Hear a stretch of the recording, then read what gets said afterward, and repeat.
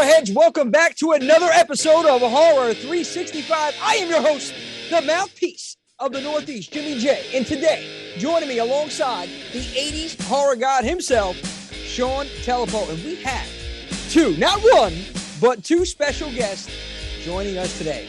Mr. Ron Sloan and Carol Locatell. Guys, this is a blessing right here. Thank you so much for taking the time out for us.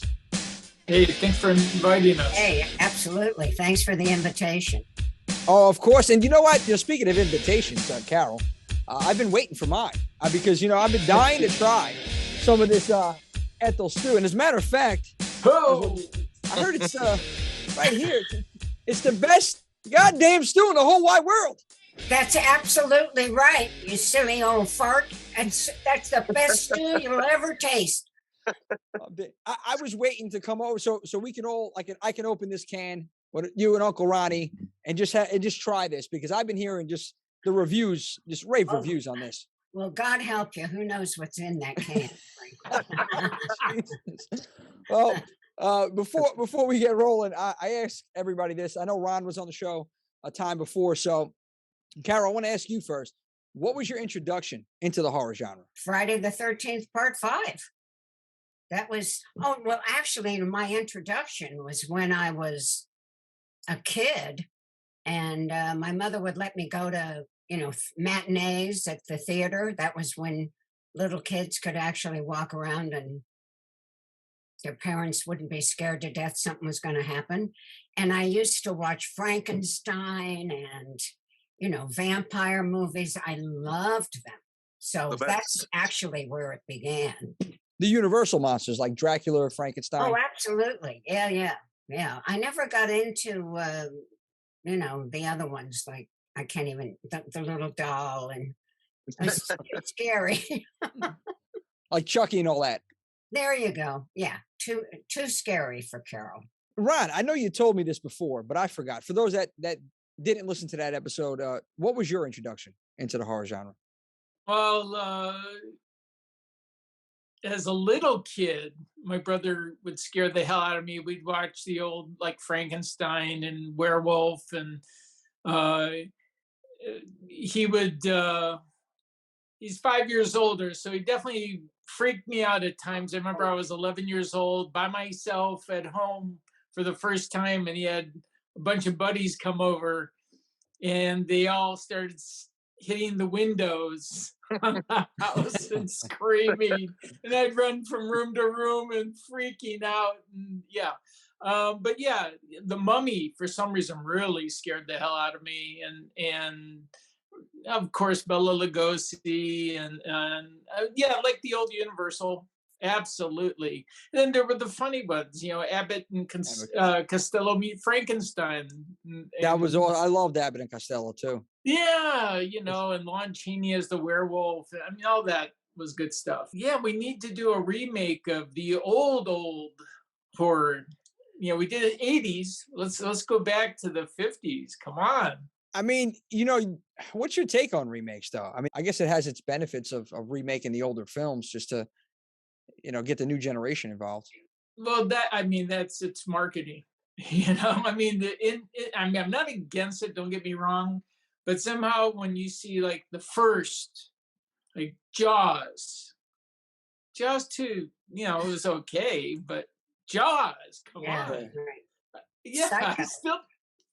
Psycho Scared the hell out of me. Oh, Psycho. Oh, Hitchcock. Oh my God, the best. Yeah.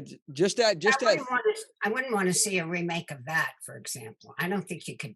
How could you make it better? No, I agree with you, Carol. I would not want to see like a Psycho remake. I think they didn't they do that in '98 with Vince Vaughn? Was that? Yeah. Ooh. Yeah, they did that. Yeah, I can't. No, it's just leave it alone. There's some movies just don't touch it. Just leave it. Right. That's very true. So I just want to jump right into the Friday 13th Part 5. And the question for both of you is, what was the casting process like? And did either of you know that it was going to be for Friday the 13th film? Mom, you could go first. Okay. Only got sides, didn't get the whole script. And for the audition, I took a look at it and I just had this hit of who Ethel was. And so I went in and did Ethel. They laughed and sort of didn't. And then they called me back like about, I don't know, 3-4 days later.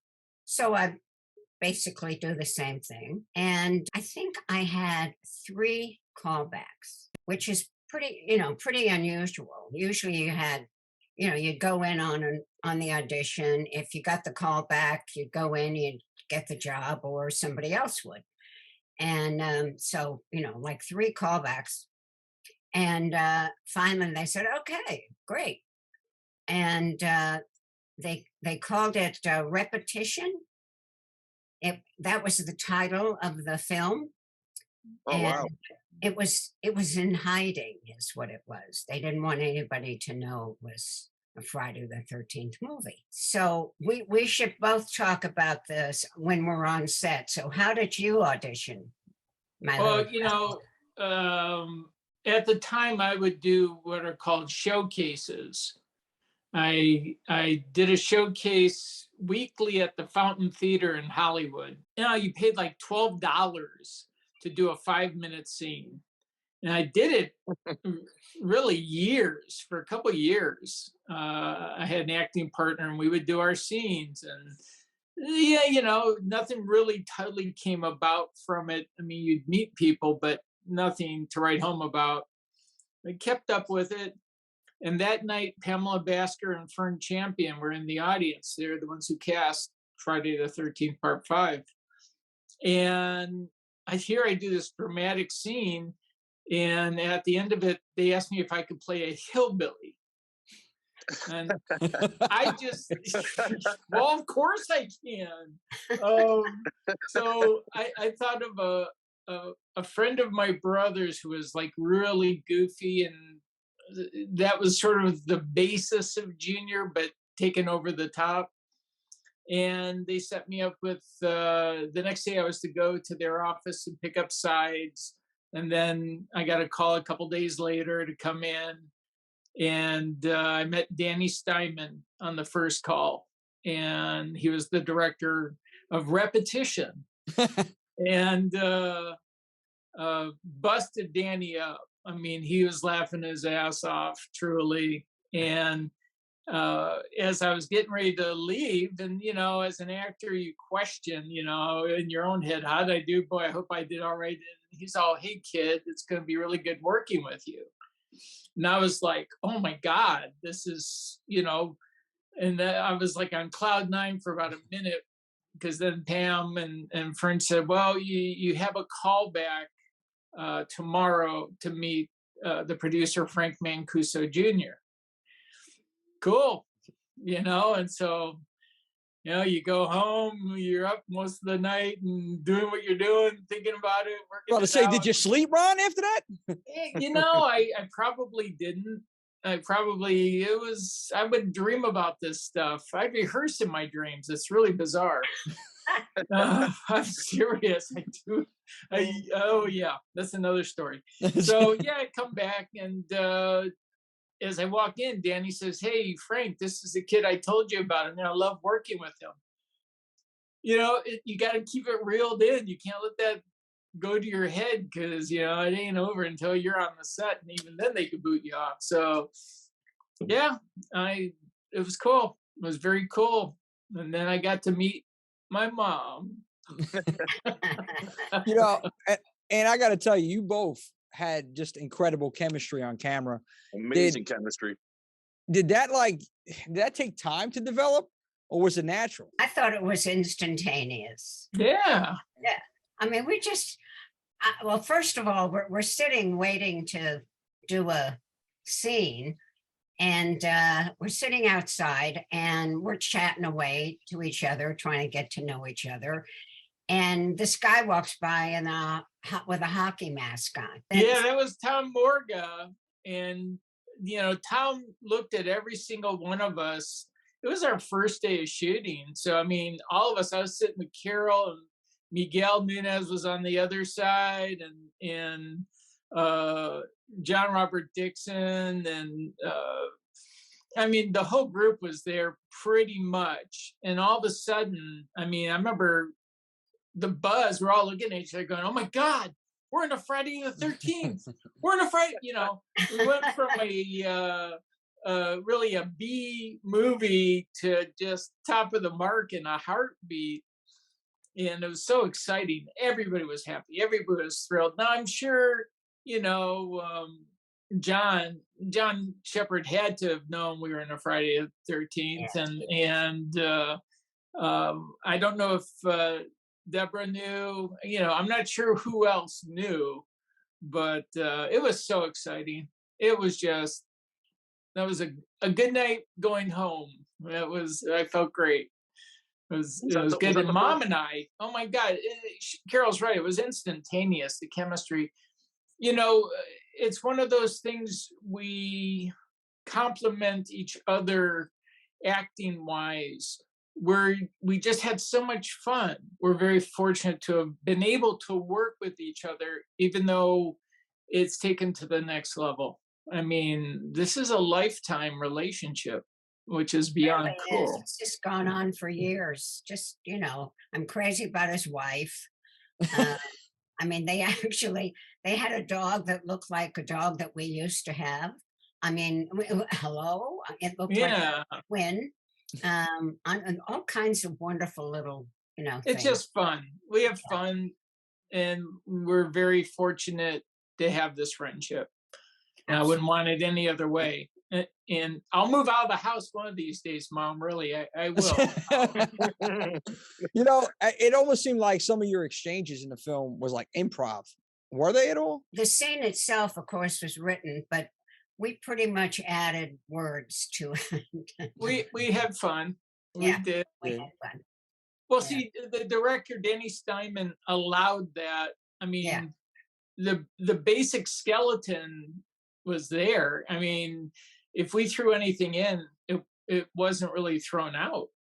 You know, I mean, it clicked. It just clicked, and Danny allowed us to run with it. You could tell it clicked because, like, you guys in that film in part 5, my favorite part of the film, hands down. Just yeah, seriously, and probably like character wise, that if you look at the whole entire franchise, like as far as characters go, you two stand out to me. Like it's just the way that you like bounce things off each other. Just like I said, the chemistry. Ron, Carol, you guys are great. Without you, I will say this for me at least. Without you two in that franchise, it wouldn't be the same. Thank you. Thank you. Thank you very much. That's now there were a lot of people that didn't like us out there, you know, back in the day. They didn't like the movie either.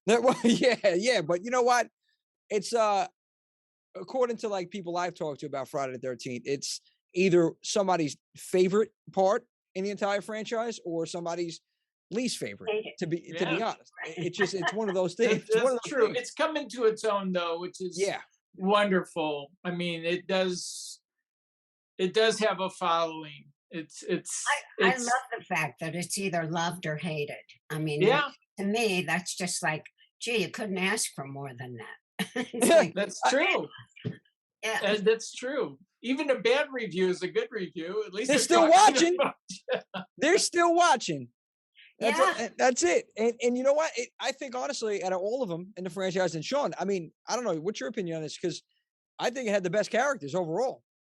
Without question, my 2 favorite characters from the film. And just real quick on the improv thing, I have to ask Carol. So the scene where the drifter comes to the door and you come over and say, "Who the are you and what do you want?" Was that improv or was that written? Was "Who are you and what do you want?" Yes. Yeah. That was written, or you improv that one? I improv that one. I knew it. And it was delivered so well. Oh, thank you. Yeah, no, it was like I didn't even know that's what I was going to say. I opened the door, and this guy was like not what I expected. I'd never seen him before. Oh wow! So, you know, that was so honest. So for the both of you, are there any moments or funny stories from behind the scenes that either of you can share with us? Well, I wouldn't say funny per se. I had the scene with John Shepard where I fight with him. And Dick Warlock, who was the stunt coordinator, was showing John how to throw a punch at me, and so we could stage fight. And Dick connected, and I was on the ground. So, I so saw the bloody nose you had, was that real? Well, John connected too when we shot it. So, Oh, wow. I should have gotten hazard pay working with both those guys. And there was a wonderful stuntman also, Gene LaBelle. He was a wrestler. I don't know if you guys know Gene. Gene LaBelle was back in the old wrestling days, the fake wrestling that my father believed was real. Yes. He had to test me on the dirt bike, me riding the dirt bike around. But really when it came down to it, I mean, there was a couple scenes where I'm riding the bike through the forest and stuff. But like the main scene, when I pull up, they towed me in on a rope.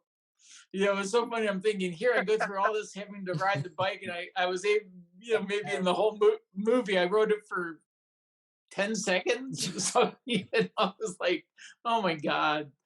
But Danny Steinman, at one point, right before my death scene, the camera's strapped to the handlebars of the motorcycle, and I'm riding in, and Danny said to me, because you dropped this $50,000 camera and I'll kill you for real in this movie. So, no pressure there. Nah. No. But you got this, Ron. You got it. Yeah, no problem. But you ever try to steer with all that weight on your handlebars? You're not going anywhere but straight anyway. So it was pretty funny. For me, I didn't really deal with the other people because the kids were sort of villains to Ethel. They, doing terrible things on my property, like having a good time. And so the only person that I really related to and stayed with was, Ron. And but I do remember the first time I got made up, I took one look at her, as I'm looking at me, and I thought, okay, I know what I have to do. So I go outside and I find a pile of dirt. And I start putting dirt on me and dirty hands. And I thought, this is perfect. So I had a good laugh. I had a good laugh that way. But I pretty much was, the sheriff was a pain in the ass. He's a wonderful guy. But, as a character, he was, an idiot as far as I was concerned. So the only one I related to was, my idiot son, who I'm actually adored. And so that's it for funnies for me. Well, I got to ask something, okay? Because I think I mentioned, I did actually, earlier in the show. Okay, can you unveil to the fans out there what exactly is in Ethel Stew? Okay, what's the ingredients? Do we have a recipe? Oh, okay. It's coming back to me now. There's possum in it. And you be sure to open that can you got there. There's possum, there's tomatoes. Don't forget your spit, Mom. A little bit of your spit. More than just a little bit of that. That's saliva? That's the salty part.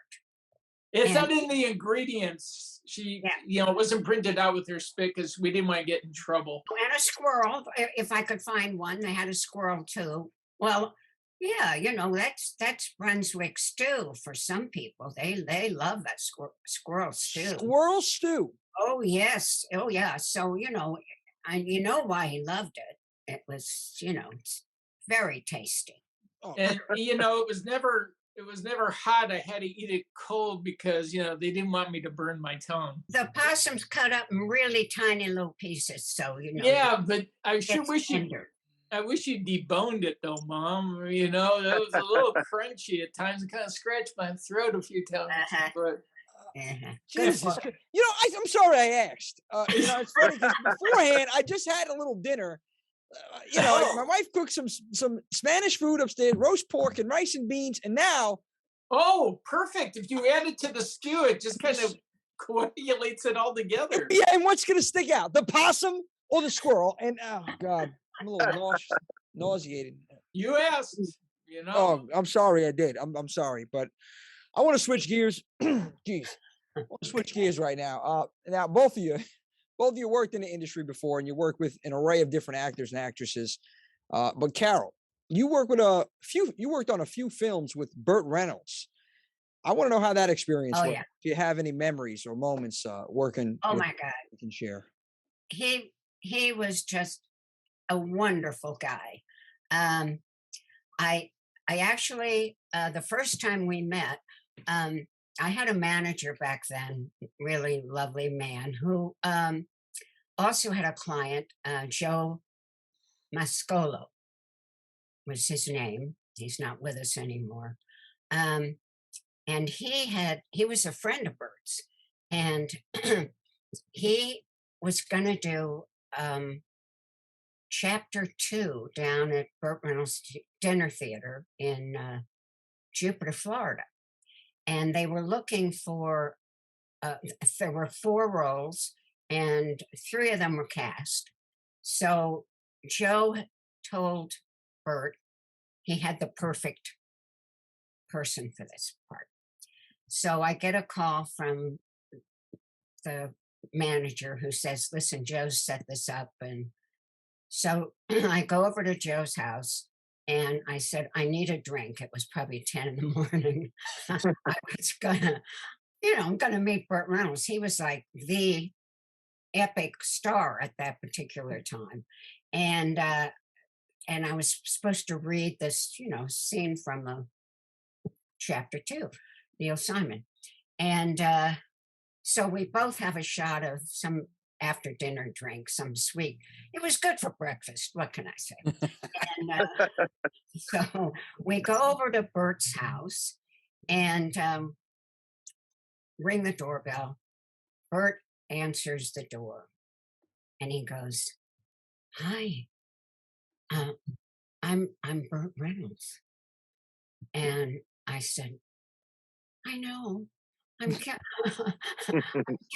Locatell. I'm trying to be really, And so when we go in, and Charles Nelson Riley is there because he's the one that's going to direct it. Wow.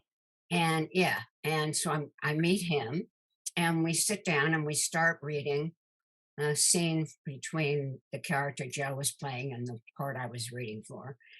And I get about a page and a half in, and Burt says, okay, you're hired. Wow. Wow. So that we went down to Jupiter and did the play. And then while we're down there, he goes, I'm going to be doing this movie. I'd love you to be in it. Sign up. Yeah, what's the part? Let me read it first. I don't know. Of course I didn't say that. It was like, wow. And from there, it was just, he offered me work. There were 3 films. And I did 4 plays at Burt Reynolds Dinner Theater. I mean, he was a terrific, terrific guy. Really enjoyed him so much. So Greg and I went over to his house one evening for dinner. Just Greg is my husband, and just a down home kind of guy. He was great. Big place in my heart. He was a very sweet man. That's awesome. That's a great experience, though, Carol. Oh God, yeah, it was. Yeah, I tell you the truth. If he would have said, "Oh, listen, I got a film," I would have did the same thing. Yeah, just sign me up. It's fine. I'm not even reading the script. Come on, that's it, Burt. Exactly. Ron, So, what about yourself? I know you had. Well, I did come across Burt Reynolds, but it was a different way.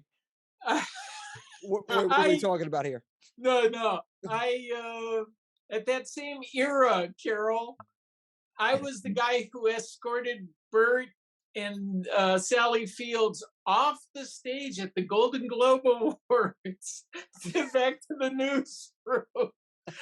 I was the guy in the tuxedo. I worked for Metro Media Channel 11 at the time as a page. And so that was my, I had to take the stars off the stage and introduce them to the different news and those. So yeah, he didn't hire me after that, but I got to escort him off stage. Sally was cute though. I gotta tell you, she was. Yeah. Right. Hey, which reminds me, Carol was on The Flying Nun. That's right. That was my first job in LA. The Flying Nun. MASH as well, correct? MASH. Yeah, I did a couple of MASHes. The Flying Nun was my first television job. You want to hear this horror story? Yeah. Let's go. Okay. So I don't know anything about shooting a film or it's my first job. And so I go in, I'm dressed, wardrobe and makeup and everything.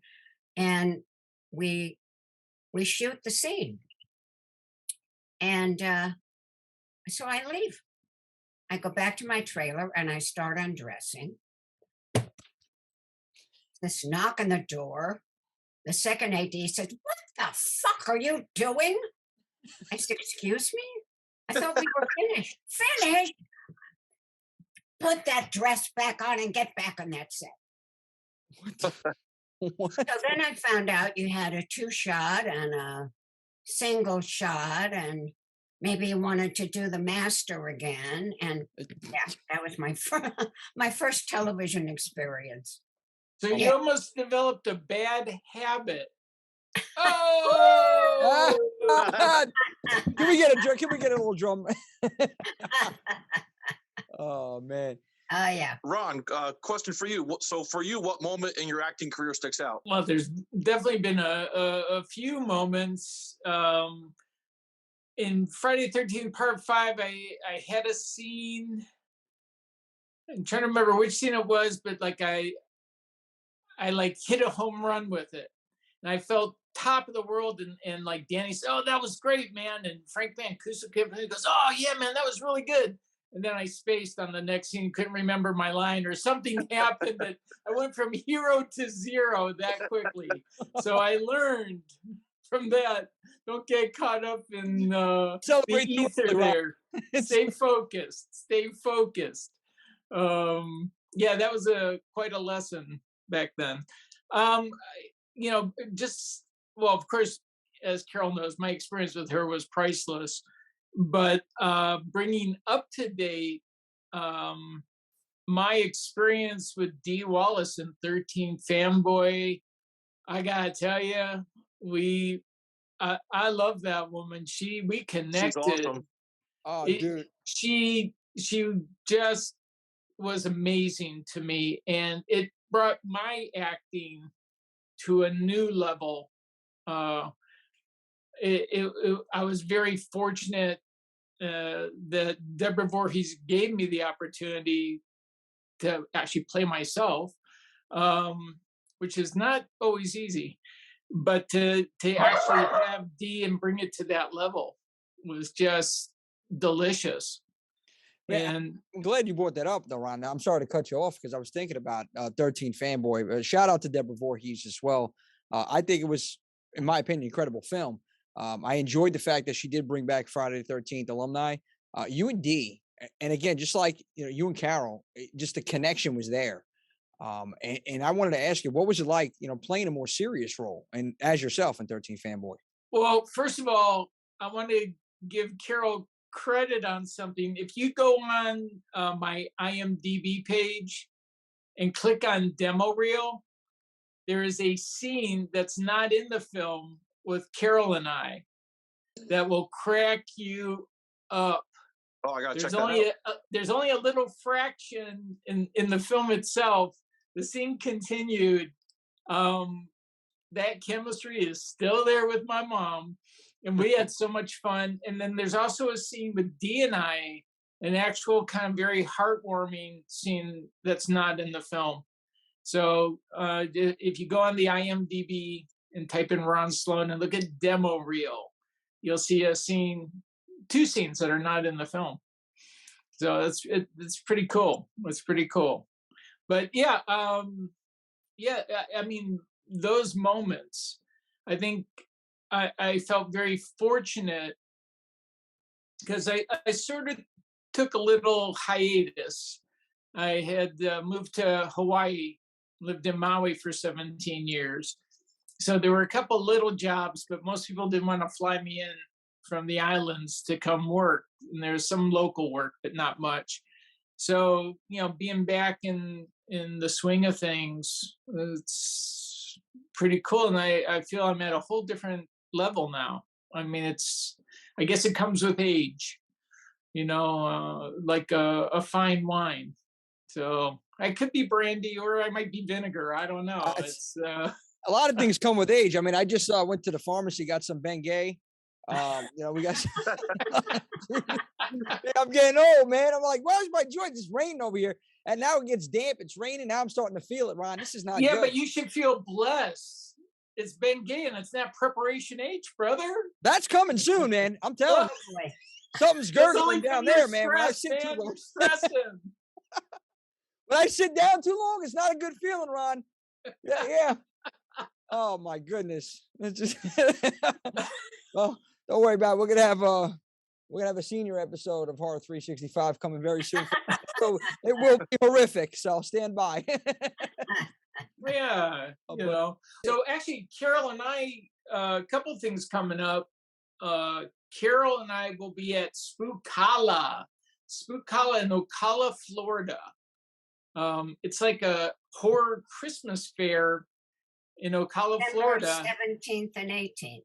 Yeah, December 17th and 18th. So Mom and I will be in a reunion there, unless somebody, Jimmy J, wants us before then. But Who's? Listen, I would love to have you guys, man, over there. Just giving you shit because I can. I know. I want to, before we get into conventions, because I definitely want to talk about conventions too. I have this segment, and Ron, you were involved in this segment when we had you on the show last time. So Carol, you're in the hot seat. Uh-oh. Man, that's it. This is called the 2-minute drill. Uh-oh. So I'm going to set my phone here for 2 minutes. I'm going to ask you a whole bunch of random questions. There's no right or wrong. It's your best answer, and it's all horror related. Now, we only had one person to complete this, and I really don't think it was fair because he was just answering himself for some of those questions. But there's no pressure here. But I want to know, are you ready? Oh, yeah, no, I can see that.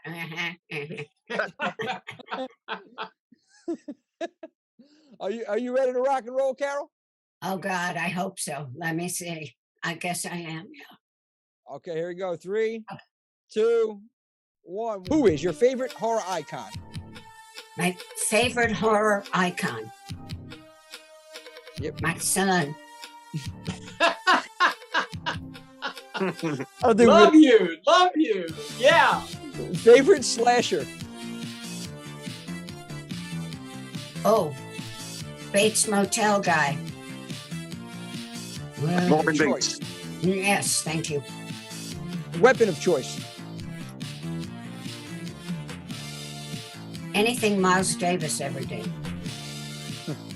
To remake or not to remake? The music? No, to remake a movie or not to remake? Oh, hard to answer. Mostly probably not. But once in a while, maybe one is better. But what is best horror voice? Who has the best horror voice in your opinion? Horror voice.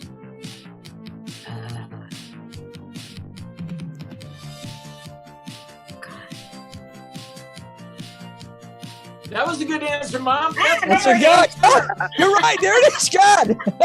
Universal monster of choice. Monster of choice. Yep. Universal. Frankenstein. Huh? No, you got it. You said Frankenstein, right? Yep. Wes Craven or John Carpenter? John Carpenter. Ultimate scream queen. Oh God, what's her name? She's married to Chris. I know her. Shit.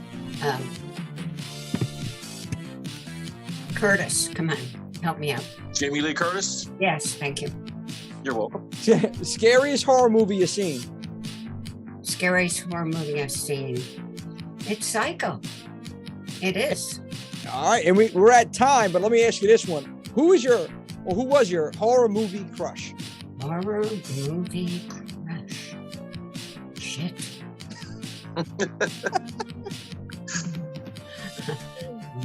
There must be someone out there. See, I'm so old, I can't remember. Shit. Who was the bad guy in Batman? Jack Nicholson in the original. He could be really, he could be really creepy, but kind of cute. I actually saw him one day. Where? I got to hear this. Nicholson. I'm driving the car, going down Melrose, and there's a guy in the middle of the street. And so I slow down. I mean, there's not a lot of traffic, so I sort of, nobody should have been in the middle of Melrose, okay? So I slow down and I go, come on. And he gets closer, and it's him. And he goes like this. After you, madame. So that was my one. Yeah, he's pretty cute, actually. But, yeah. And then I have no, I can't tell that story. Stay tuned for the after midnight conversation with Carol Locatell. Yeah, there we go. That's it. But we want to switch gears. You did a great job, Carol. I got to tell you that right now. And what I want to do, even though you didn't complete the questions, please give me a charity of your choice. We want to just donate something towards it, whatever charity. Okay. Motion Picture Home. Which takes in people, whether they were grips or actors or directors or writers. It's a wonderful place for old, very old people, and some who, they have a great, God forbid, a great wing for dementia. They take care of people who, and they do outside work to help people who are low on money, and so they're one of my favorites. Motion Picture Home. I got it written down here. Correct? Yeah. Okay. I'll definitely make a donation to them. Thank you so much, Carol, for playing that little game we had here, the 2-minute drill. Great. Okay. I'm glad it was okay. No, it was great. Jack Nicholson, I'll keep that in mind when I watch Batman. or The Shining. I mean, I just actually got a shirt with him on it. But The Shining was such a great movie. I tell you. Yeah. Oh, yeah. And it's just the music in that movie, too. It really made it. It really kept you on the edge of your seat. Yeah. That's true. That's very true. I want to switch gears. I want to segue into conventions because I know we brought it up briefly before. Okay. I want to ask before Sean, because I know Sean, you had a question.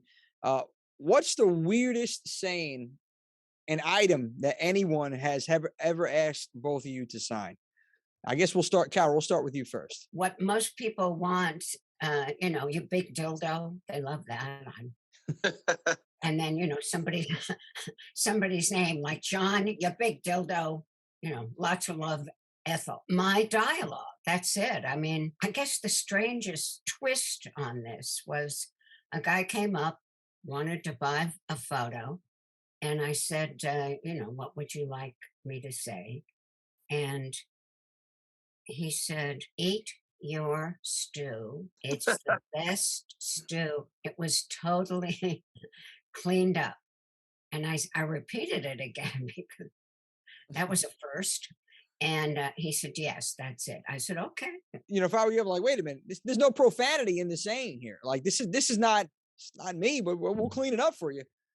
Yeah. I mean, yeah, it was a strange, I thought, the guy was obviously not into swearing and didn't want a photograph with any nasty words on it, but still wanted hey, he's paying, I'm signing. That's yeah, heck yeah. What the heck. Listen, we can, this is not a PG episode, so don't. What the hell then? Yes. There it is, hell. Ron, what about you, Ron? What was well, there's different things. You know, I remember signing an electric guitar, which, I mean, really nice. The collector had, I mean, God, there had to be 100 signatures on this thing. And it was like, okay, I didn't correlate, except for the guitar was painted with Jason's mask on. So that was pretty cool. Last convention, a guy he came with a leather flight cap and I signed it. So that's pretty cool. You know, every once in a while, I mean, once in a blue moon, somebody will come to the convention looking like Junior. So to me, that's a compliment. I mean, I remember one guy, and Carol was with me. This was like 17 years ago at Monster Mania in Cherry Hill, New Jersey. And this big old boy who was like tipping easily 6'8", 400 pounds was dressed as Junior. And I went, man, you are Junior. You know, I idolize you, man. Come on. I need a picture with you. Jesus. That's cool. Yeah. And you're right. It is like a compliment when you see somebody. You know, that's a total compliment. Yeah. Total. Didn't we sign a canoe once? Yes. A Crystal Lake canoe. Oh, wow. Yeah. That's good memory, Mom. I forgot all about that. Yeah. Yeah. Somebody brought a canoe into the convention? Someone brought a canoe into the convention. That is the weirdest thing we've ever signed.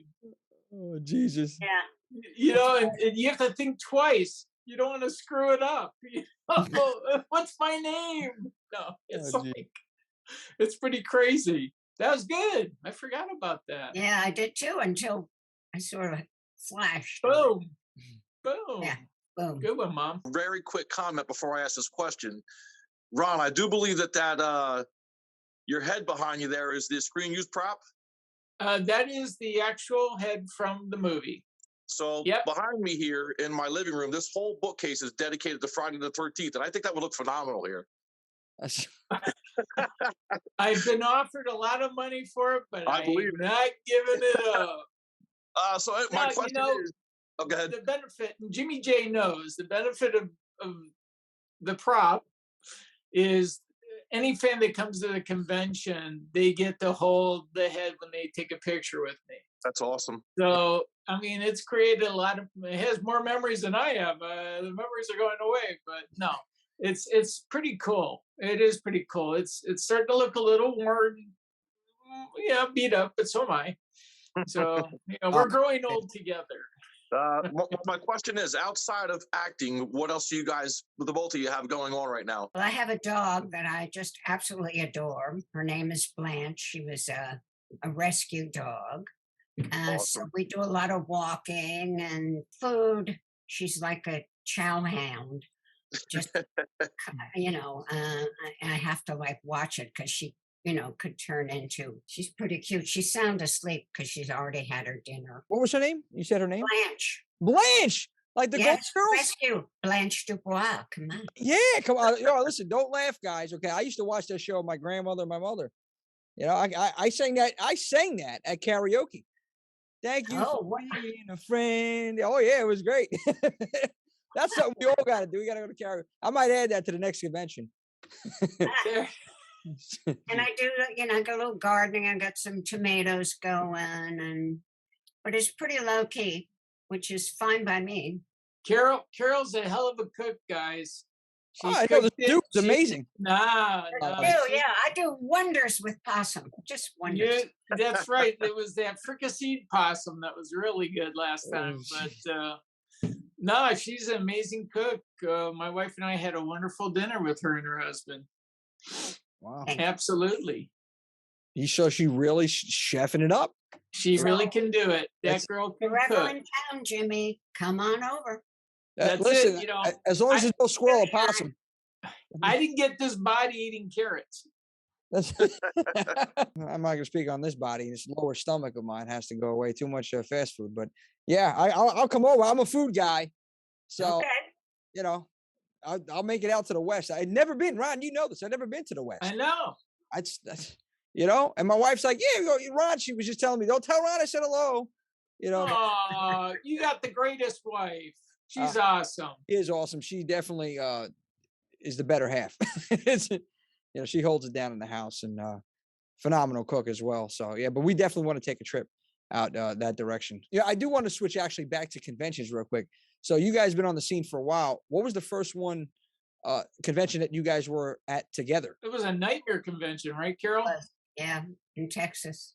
Oh, yeah, that's a whole story in itself. But it was supposed to be a big convention that somehow they lost their venue at the last minute, and we were sharing it with Wizard World in Arlington, and it was a tiny little room, but they were top people. I mean, Danny Trejo was there, and Corey Feldman, and these guys had lines going out the door.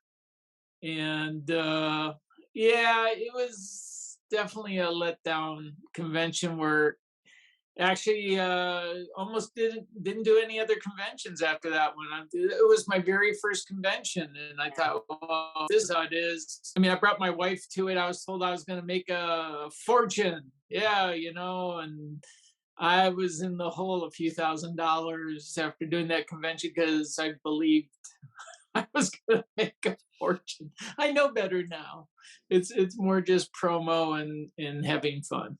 Yeah, it's fun. It's fun meeting the fans. Oh, absolutely. So I guess it's safe to say that was like one of the worst moments from a convention, Ron. That was exactly. It was all fabulous after that. All of them. Yeah, there's been no complaints. Everyone we've done has been just organized well, and we're treated well. And even yours, Jimmy J, I felt like a king, man. You treated me like a king. Listen, I tried. I that's you busted your ass on that one. And I gotta tell you, nothing was funnier than me walking around and seeing like a dozen Jasons all walking through the hood there. I mean, and then being a witness to a wedding vow renewal. With all the Jasons. With Jason as the... I'm so sorry I couldn't be there. I really am. No, listen, Carol, it's things life happens. I understand that. I just put up a promo today. Well, before I get to that, Sean was going to sit with you. And I felt bad because he got sick. Sean, right? You had the appendix. Yeah, I was in the hospital and I missed my first Friday the 13th ever. And I was supposed to meet and hang out with Ron that weekend, but didn't make it. Wow. My appendix had other plans. It could have been worse, Sean. It could have been worse. That's what they told me when I got to the hospital. So I'm sure we'll cross paths soon enough, though. I hope so. Absolutely. Oh yeah, and listen, like I said, life happens, though. But the one thing I did enjoy, Carol, was that video that we put together. I posted it up today because I know we were going to be speaking to you tonight, and it was so funny how when you did the promo and then we chopped it up, and then people are still dying. They're still talking about just the video itself, just announcing you're going to be there because you said some of your infamous lines from the movie, and you shut me up. I was making a stew, and yeah, I remember you were at the stove stirring. Yeah. Yeah, it was funny. It was funny. Oh man, we got that out of it, Carol. And there's going to be more. Like I said, Ron, I really want to have you guys at a future event. I mean, Ron, it's you talk about not only your promo, but you at the convention. I mean, you were literally just head and shoulders above the rest. It was so much fun. Yeah. I had a blast, man, and you guys were awesome. And Blairstown's a tricky little place. Yeah. It's a weird town because it's in the middle of nowhere. And then on Friday the 13th, there's all this life in the town. Other than that, it's dead. It's hard to get people to come out there. But yeah, Friday the 13th, it was very live on that Friday. And even when it was raining the next day, people were still coming out to get their autographs. At least it was a cool place. I got to admit, I was actually kind of lucky because I was there with Christopher Norris, and Shane Erickson was there as an amazing tour guide. He knows so much about horror. He came out and he was taking us to all the locations. Well, I should say Chris was taking us all. Shane would definitely document everything. And we're at the cemetery. This is the scene. It was like, oh my God. We'd run into all these fans. I mean, people were going through Blairstown. Like, I mean, it was really crazy. I was impressed. We do have 2 next year coming up. I'm already in the works of those, but to have you guys together sometime, it doesn't even have to be a Friday the 13th. It would just be just amazing having you. So we have to definitely make that happen. Sean, I believe, did you have another question for Carol and Ron? I don't think I do. No. I do want to ask Carol this though. Okay, what would 2022 Carol tell 1985 Carol? What advice would she give her? Well, that's interesting that you chose 1985 because my first theatrical job was in late 60s. It was a play at a professional theater in San Francisco. And that was my first experience acting for money. And so in 83, I think it was, I said to my husband, I have to go to New York. I can't wake up the age I am now and not have gone. And he goes, oh, sure. How long are you going to be there? And I said, no, it doesn't work that way. I don't know. I have to go and see what happens. And he was quite a terrific guy and said, okay. So I had a good friend in New York. I could stay at her apartment until I found some place of my own. And the first audition I went on was a Neil Simon play called Broadway Bound, and I landed the job. Woo! So, yeah. So what I would say in 1922 is never put off what you want to do. Do it, because it makes your life so much more full and makes your soul a happier place. That just sends shivers down my spine, Carol. Fantastic advice. Yes. No, really, seriously. All jokes aside, that's great advice. That was beautiful. Well said as well. Thank you. I don't even know how to follow up with that one. Ron? Oh no, man! You're throwing me to the lions now. You never follow an act like that. I get it. So 2022, Ron said, "Don't follow that act." Well, guys. 1985, Ron said, "Take any job you can get. Follow it. Oh, no, yeah, I think with age and hopefully some wisdom, you look at things with more of a perspective. I saw an interesting interview last night, actually, of Michael Keaton, and he was talking about auditioning. I don't know if you ever saw this, but originally Michael Keaton said, when my agent called and I have an audition, I felt I had to do the best job. I had to get the job. I had to do it, and just he goes, the little light went on, and this is my job. The audition, that's my job. So it's not like you're trying to get the job. This is your job. What you're doing in that audition is your job, and it works, it doesn't, but you did your best. It wasn't the mindset of, I gotta get it, damn, and no, this is your job. I think right now, if it works, it works. If it doesn't, you never know what someone's looking for.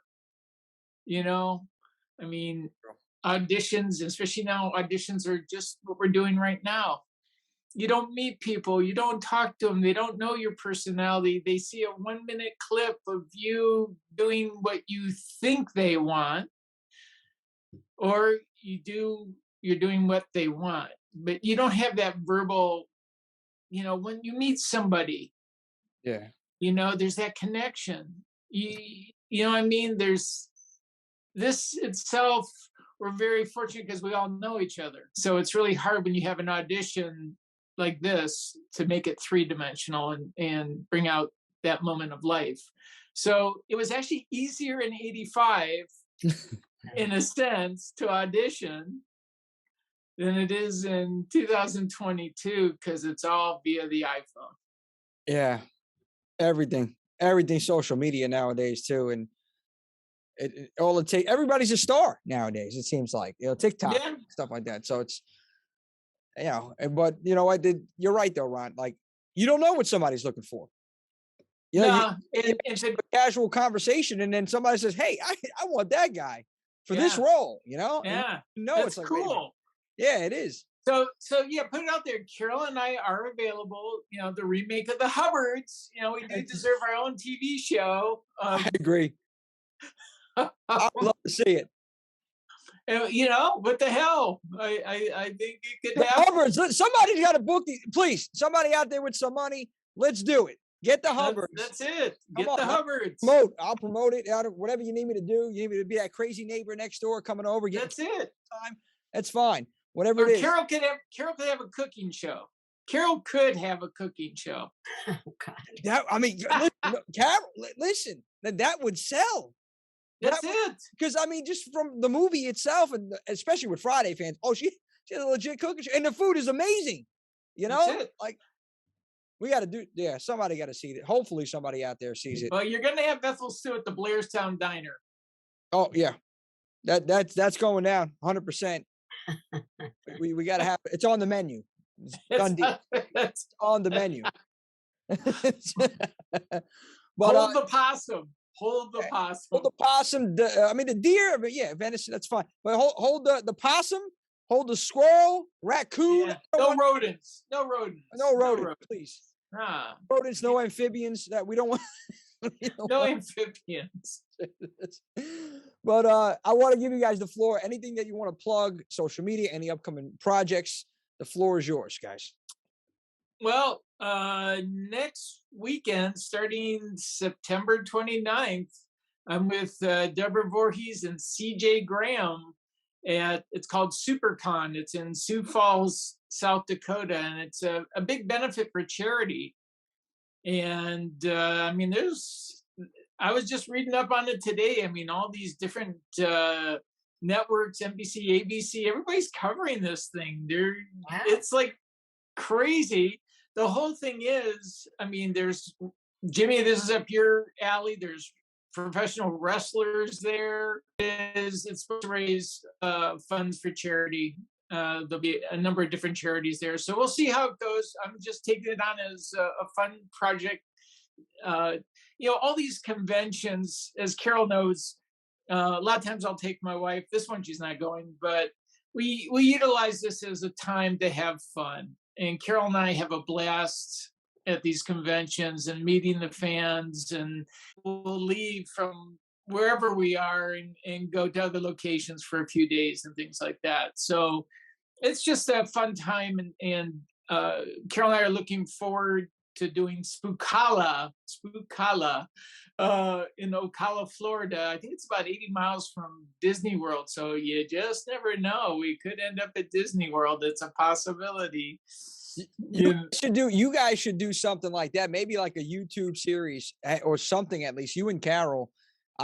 This was on my mind. That'd be great. Get some footage together and like just maybe create like a series, get it edited, like even if it's like 15, 20 minutes, something on YouTube. Because the chemistry's there. Why not? Especially if you're at conventions, film as much as you can, start dropping different episodes. Oh, we were here and this is, whatever you're seeing. Like I'm telling you, Ron, it's an idea. And I think that, that's a great idea. I would love to watch. So. I think, Mom, you and I could go around the world. Yeah, listen, visit in different places. I just don't want to have to ride a donkey. That's all. Or a I'll take- camel. Actually, there might be a motorcycle at this next convention. I was talking to Sean Clark. Sean's my agent for conventions, and there's talk of a possible photo op with a motorcycle. Wow. There's talk, if they can get one. There's talk. If that would be amazing, man. Just don't go Schwarzenegger on me, though, right? Don't come in with the leather jacket and the glasses. I'll be back. I'll be back. Yeah, listen, I'm telling you, there's so much that you can do, especially nowadays, like you said, with social media. But like, consider that, guys, because I as a fan would love to watch something like that, and I'm sure many others would. I could speak on Sean's behalf too, and everyone else. That would be something entertaining, to say the least. Well, Carol and I are always looking to have fun, and we have a blast at these conventions. And I know Carol and I are looking forward to being on the East Coast again, Jimmy J. I want you guys on the East Coast. Carol, if I get you this way, this direction over here, you got to promise you can chef me up something nice. I'll get all the ingredients. I'll buy the food. You'll buy the food? I'll buy everything. I just need you to cook it. That's it. Wow. Okay. Because I'm hearing it. I mean, listen, I want to know, is Ethel as good as she is in Friday the 13th Part 5 or better? Because, my wife will give you the kitchen. Here it is. Ron, you're coming over. Bring everybody over. That's it. we'll go Carol, live. Carol will live never taste test. forgive me for this. Carol, we'll make reservations. Okay. You got it. All right, guys. I appreciate it so much. Horrorheads, go back and watch Friday the 13th Part 5 and watch the on-screen magic between Ron and Carol. And make sure to check out 13 Fanboy while you're at it. And if you're hungry, whip up some of Ethel Stew, because it's the best goddamn stew in the whole wide world, you fuckwads. Come on, I said it. I'll beep it out. Don't worry about it. Carol, Ron, it's been an honor to have you on the show. Honestly, thank you so much for taking the time for us. I hope to see you both in the near future. I will see you both in the near future.